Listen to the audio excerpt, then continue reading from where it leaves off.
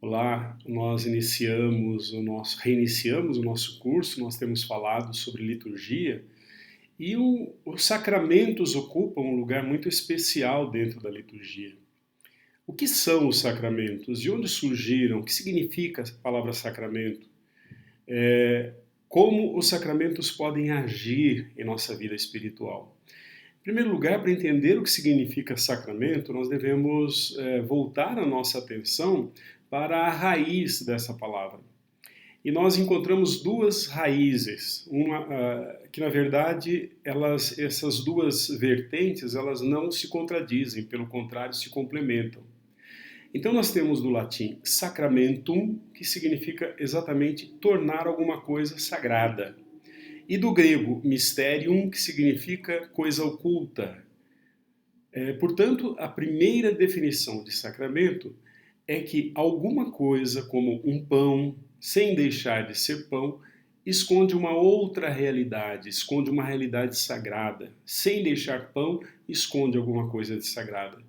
Nós podemos afirmar, então, logo de início, que Jesus se serve das coisas e objetos do nosso mundo, do nosso tempo, para transmitir a sua graça. Mas não é qualquer objeto. Não é qualquer objeto que tem um valor sacramental. Para que isso aconteça, são necessárias 4 condições. A primeira condição tem que haver uma coisa sensível. O que significa isso? Esta coisa tem que ser percebida pelos sentidos. Eu tenho que cheirar, eu tenho que tocar, eu tenho que ouvir, talvez. Então ela tem que ser percebida pelos sentidos. Por exemplo, a água no batismo, o pão e o vinho na Eucaristia. Então a primeira condição para que um objeto se torne sacramento é que tem que ser uma coisa que fale aos nossos sentidos. Em segundo lugar, que além de ser sensível, essa coisa tem de ser um sinal. Significa que ela tem que apontar para uma outra realidade. O símbolo, o sinal, apontam para uma outra realidade. Como, por exemplo, o pão. O pão aponta para uma outra realidade. Que realidade é essa? A Eucaristia. Em terceiro lugar, tem de ter sido instituído por Jesus Cristo durante a sua vida terrena. Então não basta que um objeto qualquer seja percebido pelos sentidos e não importa também que esse objeto ele possa representar uma outra realidade. Ele tem que ter sido usado por Jesus na sua vida terrena. Em quarto lugar, ele tem que ter uma eficácia sobrenatural, quer dizer, esse objeto santificado, que fala os nossos sentidos, ele tem que transmitir a graça para aquele que o recebe. Ele não pode simplesmente significar a graça, ele tem que produzir a graça de fato. Algumas vezes Jesus recorreu a coisas materiais para transmitir a graça. Por exemplo, quando ele pegou a terra, ele misturou a terra com a sua saliva e aplicou aos olhos do cego. E esse, logo em seguida, começou a enxergar. Outro gesto de Jesus é quando ele sopra. Esse gesto de soprar, produzir um vento pela boca. Esse vento é uma coisa material, uma coisa sensível, uma coisa que se pode perceber. E ele soprou e disse: recebam o Espírito Santo. Portanto, ele quis transmitir a graça sobrenatural a partir de elementos naturais. No entanto, não é, como eu já disse, não é qualquer elemento da natureza que Jesus pegava para transmitir a graça. Ele não pegava qualquer coisa para transmitir a sua graça. Ele nunca pegou um tijolo, sei lá, do templo, um cimento, um piche, para transmitir a sua graça. Ele se preocupava com elementos que tinham o poder de produzir alguma coisa no plano sobrenatural. Por exemplo, Deus teria criado o homem a partir do barro. Então, o barro na Sagrada Escritura, a terra na Sagrada Escritura, tem um valor sobrenatural. A água para purificar os pecados também, ela tem um valor sobrenatural. O óleo também que se distingue daquele óleo da cozinha, né? O óleo, o azeite era usado para ungir os reis, então, e fortalecer o corpo. Então esses elementos todos eram tirados de alguma forma do mundo de Jesus, do mundo que ele vivia, do mundo antigo, como é tirado do mundo de hoje, mas esses elementos tinham alguma ligação com o sobrenatural, com a história da salvação de Deus no Antigo Testamento. Então esses elementos naturais, eles devem ser acompanhados também de palavras, porque é o material e a palavra que produzem o efeito de santificar. Por exemplo, quando Jesus toca o leproso, nós temos aí nesse evento dois elementos que nós podemos dizer que são sacramentais. Primeiro, ele toca no homem doente. Em seguida, ele diz: eu quero, seja curado. Então não é somente o material, mas a palavra que acompanha esse material também é importante no sacramento. Nesse sentido, quando se une objeto com a palavra, nós temos a materialização da ação divina do Espírito Santo. O elemento natural tem o nome de matéria. Então, tudo que é matéria, tudo que é elemento natural que é usado, por exemplo, no sacramento, como a água, como o pão, como o vinho, isso nós chamamos de matéria. E a palavra nós chamamos de forma. Por exemplo, quando a água do batismo ela é matéria e assume um valor sacramental quando se une a água à forma. Qual é a forma? Eu te batizo em nome do Pai, do Filho e do Espírito Santo. Aí nós temos o sacramento. O pão é matéria, a forma são as palavras. Tomai isto e comei, isto é o meu corpo. Então nós temos os dois se unindo para se transformar no sacramento. Quando a forma é pronunciada pelo ministro com a intenção de fazer o que a igreja faz, então Deus confere a sua graça através do sacramento. E o sacramento se torna instrumento que Deus utiliza para nos santificar. Com relação a isso, vale a pena citar as palavras de Santo Agostinho, que diz o seguinte: se tirares as palavras, o que acontecerá com a tua água utilizada no batismo? Sem as palavras, a água será simplesmente água. É somente quando se acrescentam as palavras à água é que se dá origem ao sacramento. A matéria e a forma, portanto, constituem a essência do sacramento e não podem variar, não podem se modificar, porque elas foram determinadas por uma instituição divina. Então Jesus ele disse: batizar em nome do Pai, do Filho e do Espírito Santo. Se eu resolvo dizer assim, eu só vou batizar em nome de Jesus, aí já não é o sacramento do batismo, porque as palavras não podem variar, não podem se modificar. Aí você vai me perguntar, mas quando a igreja modificou os ritos da missa, por exemplo, no Concílio de Trento o ritual era de um jeito, e no Concílio Vaticano II do outro jeito, a igreja não estaria então alterando as palavras de Cristo ou o sacramento do jeito que Cristo instituiu? Não, porque a igreja não está alterando a parte essencial do sacramento. A essência do sacramento não se modifica, mas somente aqueles aspectos externos que se modificam. Nós dissemos que esta realidade sensível, o pão e o vinho e a água que vemos, que tocamos, elas têm uma característica. Esses elementos apontam para uma outra realidade. Eles são sinais de uma outra realidade. Eles significam alguma coisa para além daquilo que os nossos olhos veem, daquilo que a nossa mão toca. É isso que no grego significa sacramento, mysterium.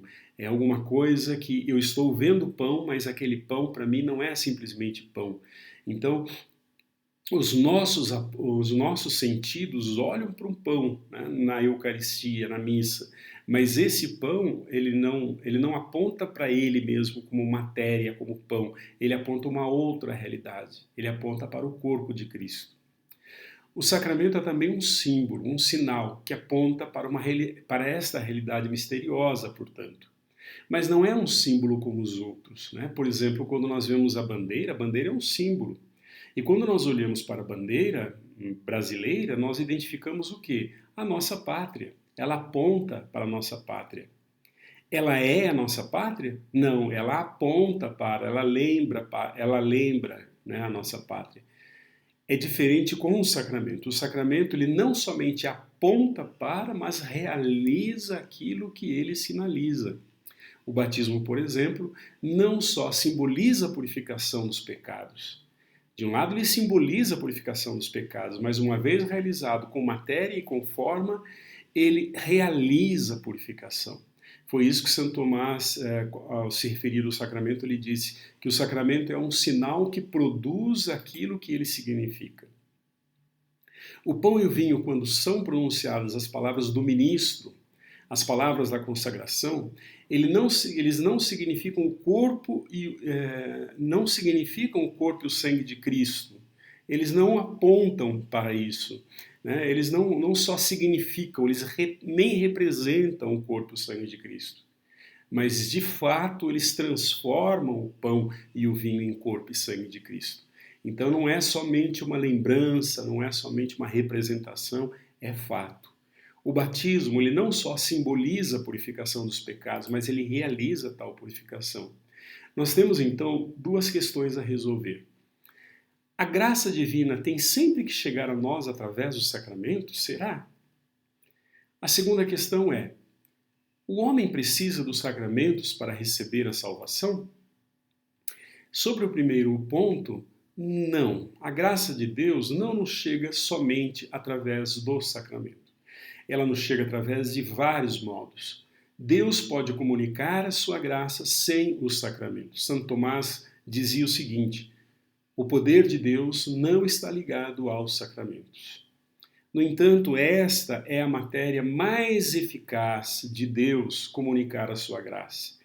Então, Deus não comunica a sua graça só através dos sacramentos, mas de uma forma mais eficaz através dos sacramentos. Por que mais eficaz? Gente, nós somos feitos de corpo e espírito. E nós acolhemos melhor uma coisa quando percebemos as coisas no plano, tanto no plano físico, material, como no plano também espiritual. Por isso a fé de São Tomé, né? Tomé ele teve que tocar nas chagas de Jesus para crer. Por quê? Porque nós somos assim. Nós entendemos melhor quando nós tocamos, quando nós vemos, quando cheiramos, quando saboreamos, não é? Quem já não foi em algum lugar para comprar algum objeto e levou ao nariz, né? Não basta tocar, não basta olhar, nós temos que cheirar, nós temos que sentir o sabor, porque nós somos assim. Então a gente pode dizer que Deus se utiliza dos sacramentos, da ordem material das coisas, para nos transmitir a sua graça de uma forma mais eficaz. Com relação à segunda questão, a questão é a seguinte: os sacramentos eles são necessários à salvação? Eu respondo que nós não precisamos de todos os sacramentos. Os sacramentos não são necessários para todas as pessoas. Mas como Cristo vinculou a esses sacramentos a comunicação da sua graça, sim, todos os homens têm necessidade dos sacramentos para atingirem a salvação. Por exemplo, para sermos salvos, nós precisamos ser batizados. Mas nem todos precisamos do sacramento do matrimônio ou do sacramento da ordem para sermos salvos. Mas precisamos do batismo para sermos salvos. Falemos agora sobre a graça. Já dissemos que os sacramentos conferem a graça que nos santifica. A palavra graça tem na nossa língua vários sentidos, como por exemplo, fulano caiu na graça de Beltrano. Isto é, um sujeito agradou o outro. Tem também o sentido de agradecer, de ser agradecido, de ser alegre, de ser agradável. No fundo, todas essas definições, elas têm uma realidade muito comum.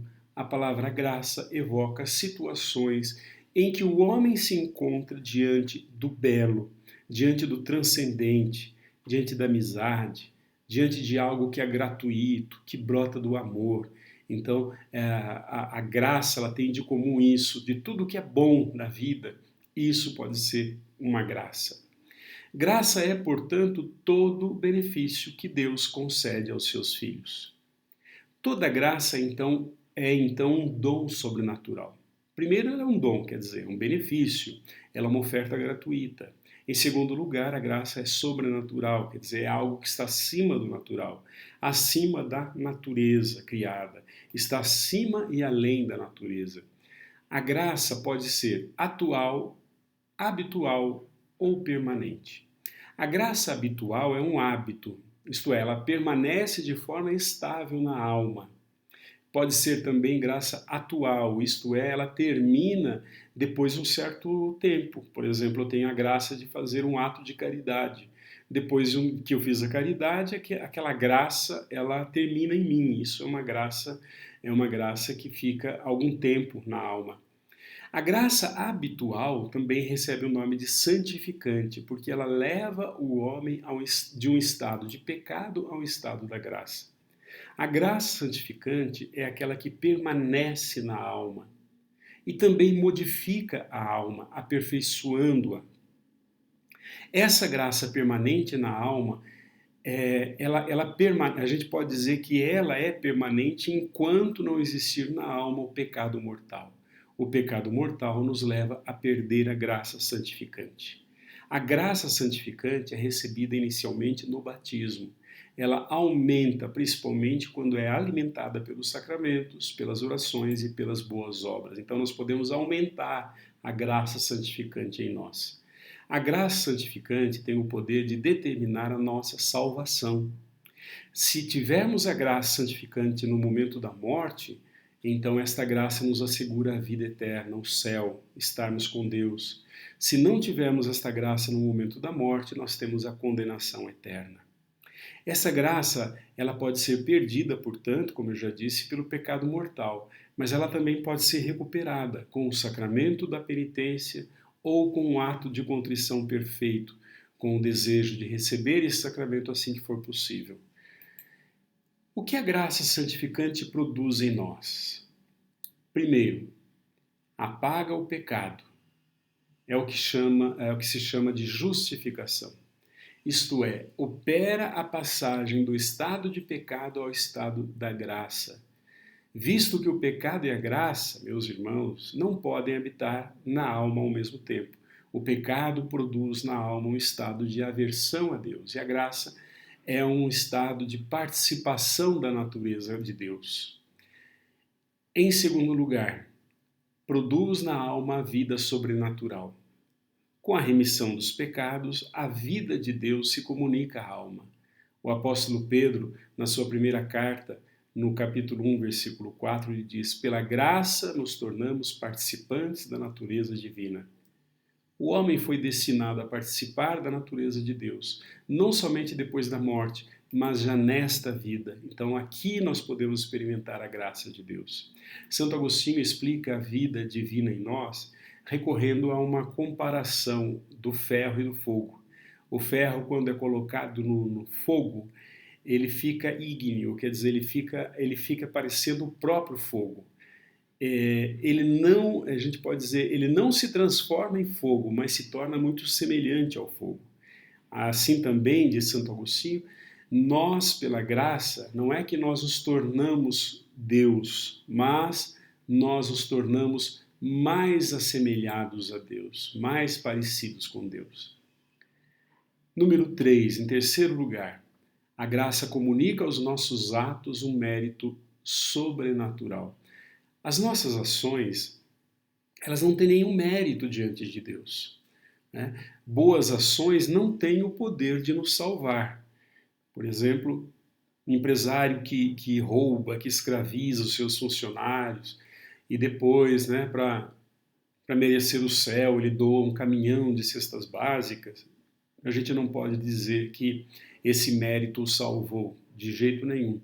A condição para que as nossas ações se tornem ações sobrenaturais é que aquele que pratica uma boa ação se encontre em estado de graça. Que sua ação não tenha interesse particular e que seja moralmente boa. É verdade de fé que nossas boas obras realizadas em estado de graça nos fazem merecer o céu. Então, não são as obras boas que nos fazem merecer o céu, mas as boas obras aliadas ao estado de graça. Mas é aquele que pratica boas obras sem estar no estado de graça. Nesse caso, a gente pode acreditar que a graça obtida com as boas ações, ela pode aos poucos ir levando a pessoa a graça da conversão. Nós podemos resistir à graça? Claro que podemos. E o fazemos com muita frequência. A graça não pode agir no ser humano se esse ser humano não colabora com a graça. Essa é chamada de graça suficiente, isto é, nós podemos tê-la ou não tê-la, podemos dizer não a ela.